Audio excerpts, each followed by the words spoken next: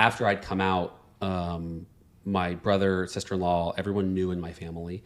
My now husband and I had started dating. We were starting to seriously date, and he was considering moving in. I got this call from my brother saying, hey, my wife and I are going to be in town for a conference. I want to meet with you. We have something important to talk about. And then I got a call from my mom to prepare me that he was going to tell me that my husband and I could no longer be around the kids. At the time, my niece was, I would say, 7 or 8. My nephew was 3 or 4. And my niece had started asking questions. When is Uncle Nate going to get a wife? When is he going to have kids so I can have cousins? Like, she started to ask these questions. And my brother did not know how to answer these questions.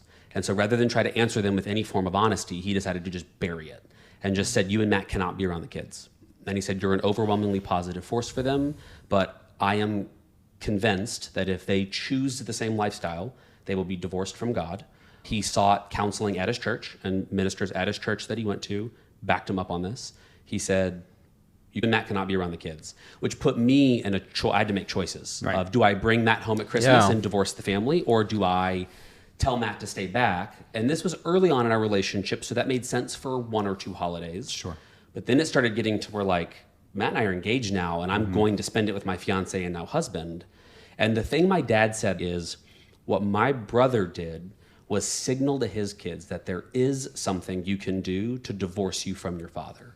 And my dad kept saying, I can't understand this because there is nothing you could do that would cause me to love you any less, even if I don't understand it. What your brother is showing his kids is there is something, and it is being gay.